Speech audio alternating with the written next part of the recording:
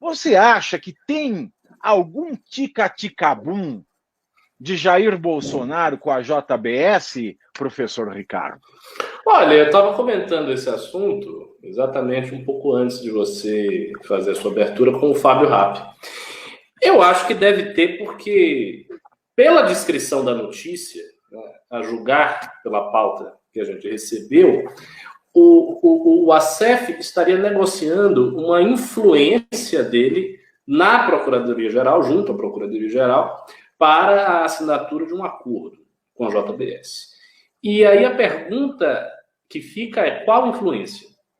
Que tipo de influência está sendo negociado? O que ele está fazendo ali? Porque ele fez isso na condição de quê? De advogado da empresa?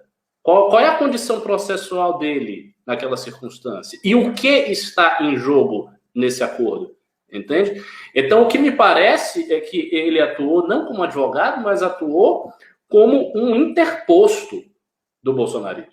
Então, o ponto da notícia é essa, é que talvez ele tenha atuado como um interposto do bolsonarismo, e aí esses 9 milhões que ele recebeu se tornam um problema a mais para Bolsonaro, junto com a rachadinha do Queiroz, junto com as alegações de relações espúrias com milicianos. Então, esse soma, né, um terceiro... Aliás, terceiro não, estou sendo até generoso, é um quarto problema. Né? A gente pode dividir os problemas de corrupção reais e possíveis do bolsonarismo em 4 tipos.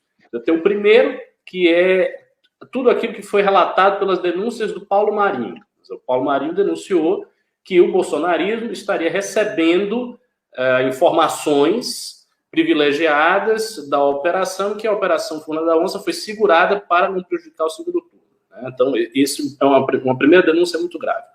A segunda é a questão da rachadinha do Queiroz, que eu acho que já está amplamente provada. Né? Ainda que talvez a gente não possa dizer que está, por questões processuais, para todo bom entendedor no Brasil é óbvio que aquilo ali está errado. Mas é claro que foi feito rachadinha, é lógico que os funcionários do Flávio Bolsonaro tiravam parte do seu salário, davam para o Queiroz, e o Queiroz pagava uma série de coisas para a família do Bolsonaro. Né? Inclusive, os apartamentos da ex-mulher dele, o cheque da Michelle, e por aí vai. Então, tem essa segunda coisa. Tem a terceira, que são os milicianos. Né? A morte suspeita, muito esquisita, do Adriano da Nóbrega, que morreu em condições muito estranhas, em Salvador, no sítio do cara que é do PSL, e o Eduardo Bolsonaro tinha acabado de ir para Salvador um dia antes. Toda uma circunstância esquisitíssima que até hoje não se averigou totalmente. Quer dizer, até hoje a gente não tem uma narrativa clara deste caso, que pegue todos esses elementos esquisitos e que mostre que eles têm uma lógica sem ser algum tipo de intervenção de Bolsonaro ou da família Bolsonaro. E o quarto fato é esse aqui que você está trazendo. Então a gente tem 4 fatos distintos que poderiam ocorrer de maneira independente, e 4 fatos graves.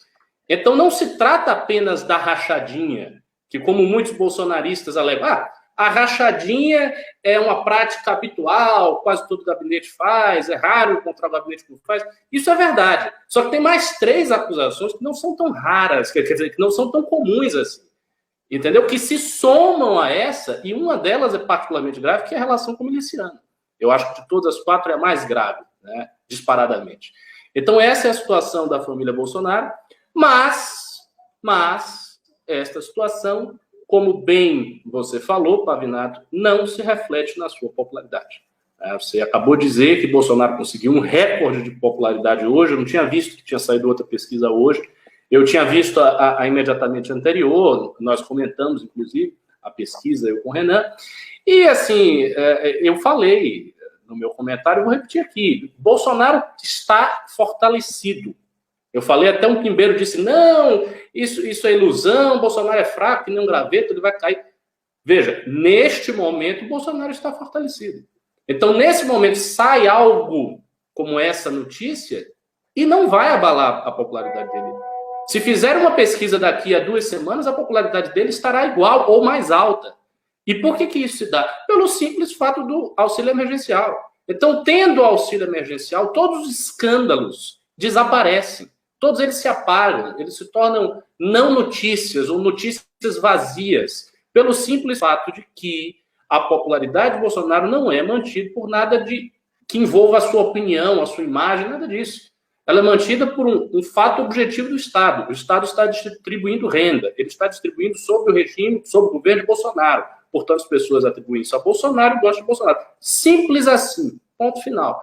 Então, o que a gente pode aguardar, em termos de desdobramento político dessa notícia, é o desdobramento jurídico dela, e as implicações político-jurídicas disso aí, como acesso, envolvimento e tal. Em termos de popularidade e de narrativa política, não fede nem cheira. É irrelevante nesse momento.